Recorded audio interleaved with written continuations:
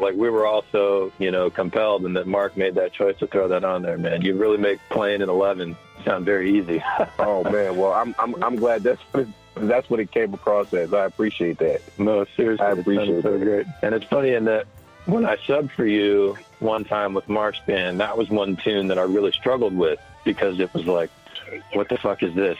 I've played in 7, I've played in 5, I've played in 9, I've not played in 11. And the same feelings you had were the same feelings I had when I first got in Mark's band, and I think that was the very first tune that he wanted to rehearse when I first got in his band, and I was shaking in pins and needles, literally. I was so nervous on that tune, and I still am. I'm glad that he's written new music, and that one is kind of taking a back seat. Right. It's hard, man. I mean, he hasn't called me since I train wrecked that thing the last time, man. No. But the thing that to get to the point though was the thing that you said to me that really stuck out was you just got to meditate on it, man.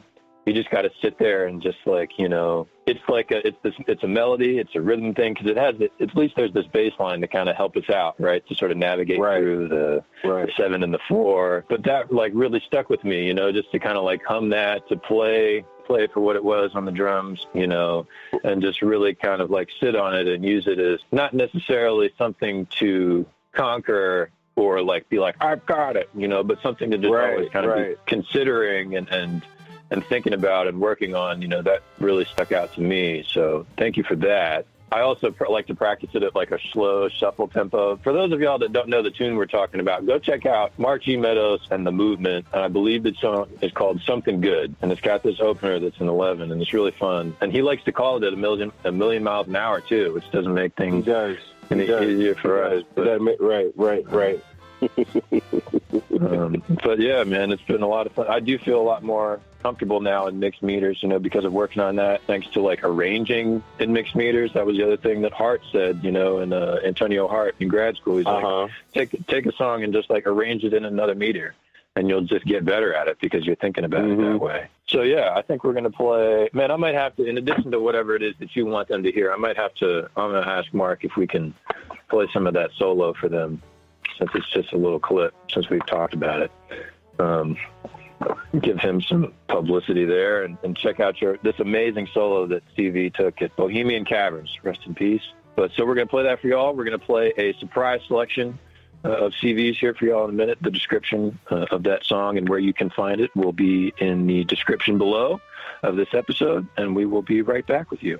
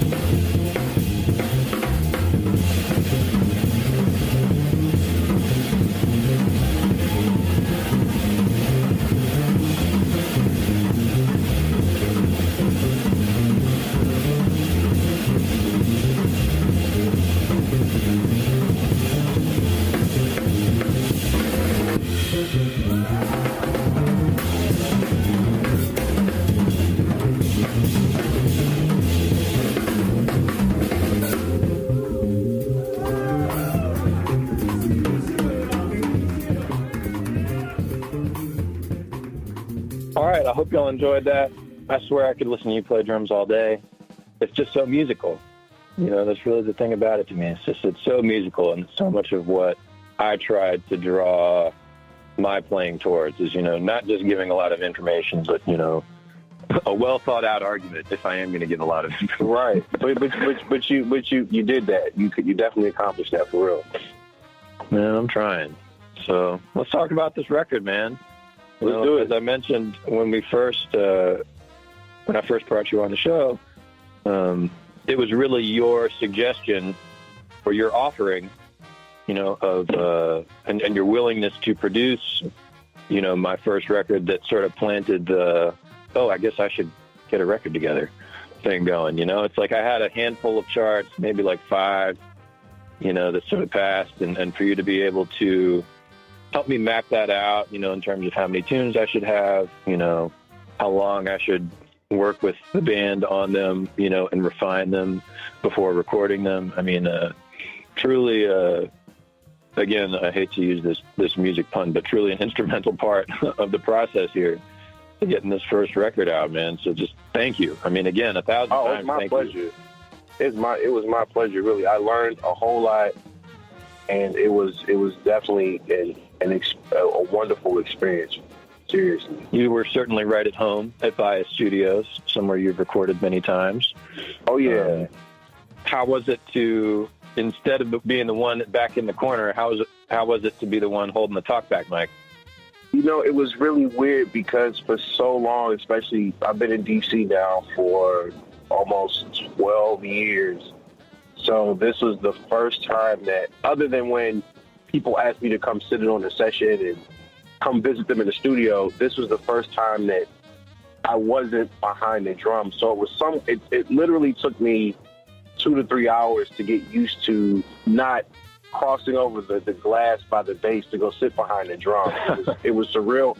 And I think something else that made it difficult, but in a good way, is because we play very similar, and a lot of the things that the sound choices that we use and the ideas that we come up with sound very similar. I caught myself at times after listening to the playback just naturally being like, all right, it's time to go cut the next song, or it's time to go, you know, do another take. And I had to realize, oh, that's Jack on drums. That's not, even though it sounds a lot like me or something that I would play, or, you know, we draw from the same experience. I'm like, wow, like Jack, wow, you sound like Eric Carlin, or wow, you sound like Tane, or wow, like we are very similar in sound choices. So it was surreal, but I did eventually get used to it. I'm not comfortable with that, but it was challenging, but it was also fun at the same time. Well, I'm glad you had a good time. Hope it didn't scare you off from doing it again.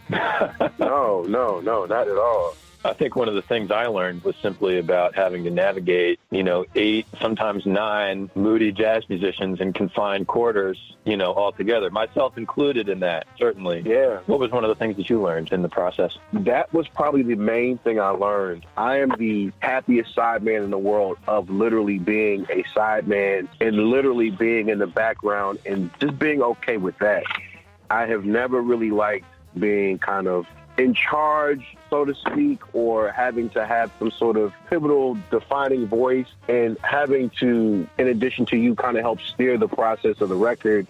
And those 2 days of recording was not difficult, but just challenging in a way that because I've never done that before, of having to, like you said, manage different personalities and learning how to kind of pick out where they were in that particular moment, because not everybody's mood is the same. And, you know, at that time, some people in the band were going through issues with family members that might have been sick or, you know, that were having complications. So learning how to deal with the whole spectrum from sad to happy to I'm in jerk mode and I'm literally the happiest person, just happy to be here, and all those moods in between, balancing those and figuring out how to get them to pull out what makes them great to translate to the recording for that day. So yeah, I think that was probably the most difficult thing. Oh, certainly. Myself as well. For sure. I understand why there are so many trio and quartet albums. Not like sextet and septet.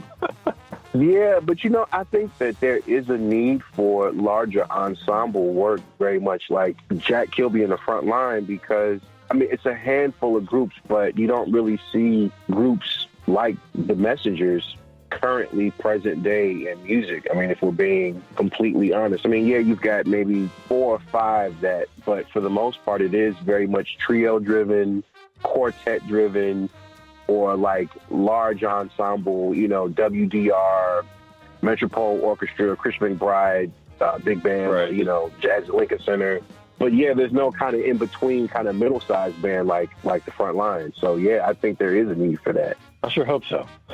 Yeah, absolutely. And it's just so fun, man, to have those three voices. You know, every time I listen to the mix, I think sometimes the thing that catches some people off guard is they're not used to hearing, you know, that style of music and that instrumentation with modern, like, recording advances. Like, so many people, their comment to me was, it sounds really clean and just, like, very clear. And it was just an interesting, I know what they're saying. It was an interesting comment, but I think it's just folks are so used to hearing something that Rudy Van Gelder, you know, as amazing as he was, we're talking about something from the 50s and 60s. I mean, it's just exactly. I think that, like you said, you hit it right on the head, because that hasn't been done, like you said, in 40, 50 years. That's the first thing that your ears gravitate towards. That, wow, you sure this isn't a Messenger's record? And I remember we even joked about that while we were listening to, in the earlier parts, when we were listening to the playbacks when you all had gigs in New York and you guys had gigs in Virginia. It sounded like you all literally do sound like a modern day version of the Messengers. It's crazy how that happens. It's literally like Art Blakey reincarnated himself in you. Seriously. Oh my gosh, don't say that. Seriously, man. I mean, but the thing that I love about him was, like, his beat just, like, lifted the bandstand. You know what I mean? And he said, he plays with Matt Wilson. Said to me in a lesson one time that you don't keep time, you share time. Yeah, and that's like how absolutely. Art Blakey plays time, you know, and that's kind of what I want the band to feel like, you know. I just thought that, I just hope that, you know, folks don't think that it's too reliant on the past, you know. My next question for you was going to be, you know, we have this sound that is reminiscent of this iconic band, you know, and then an iconic drummer. I'm curious where you see the band sound heading, you know, in the future. You know, what do you think that the second record is going to sound like? You know, honestly, I don't know, but I say that in a good way, because you just never know the cards that life will deal you. Part of me wants to say that I think that you all will build off of the momentum of this record, but part of me also feels like, you know, depending on what stage of life you in, whether you, and the next time you get ready to do a record, you're married, or, you know, you have a kid, or just the cards that life will deal you, that will greatly affect the record. But I do think that you all will build off the momentum and the sound and somewhat kind of draw from the sound that you got from this record and when it's time to start doing the next record. I mean, you're so right. And then a lot of what ended up on the record was sort of me living my life. Yeah, you know? it really is. And I remember Christy said the same thing when I went to one of her release shows. You know, she's like, these are all kind of, this has like been my life in music so far. Right. My life through music so far. And I remember at one point it was you... I don't remember if it was shortly after the session date, but you asked me a bunch of questions as to what do you think, you know, what should I do? And I remember one of my critiques was, you know, Jack, I don't know how much, you know, I remember I said, I don't want to sound like a jerk, but I don't know, other than this, unless it's like some train wreck, I don't know how much of it I can like input, because it is very much the music of a snapshot of your life at that point. So unless I'm literally your brother or your wife or your girlfriend, I'm literally holding hands, walking step by step with you every day, I don't necessarily want to input too much, because very much of the music is about you and what you're going through and the experiences and the vision and the feeling that you got to input to the world your message or what was going on in your life at that time. Yeah, I mean, it's definitely gets to a point where it's just so you're like kind of showing the world that you got your pants down a little bit, or a snapshot of you with your pants down in a certain way. Yeah, absolutely. Like. It definitely makes you vulnerable. And yeah, all I did after putting out even the first part, you know, was just kind of second guess. Like, what am I doing? Does this do I even sound good anymore? You know, I feel like I sound different now too, you know, because I learned so much from listening to myself on the session. And, yeah, absolutely. You know, listening to the takes that maybe I didn't use. So we were lucky that we got everything pretty much like second or third take. But still, you know, it was definitely required me to look in for a lot of sections, you know, where it's like, okay, I really need to work on this and that. And, you know, between Antonio and Christy and Alan whooping my behind on some of these tunes, man, it was pretty amazing, and grew a lot for sure. Yeah, or absolutely. not to. But let's talk about like some of the moments that I felt like you were really able to facilitate. You know, just things that I wasn't even thinking about in the moment because I was thinking about so much other stuff, even down to you saved my life with getting my 14-inch floor time right because there was just something wrong. That was so funny. I'm just so glad that it's on video. I honestly laugh every single time I see it because it almost could just not be better orchestrated if it were a cartoon, you know, because you just very nicely come over to me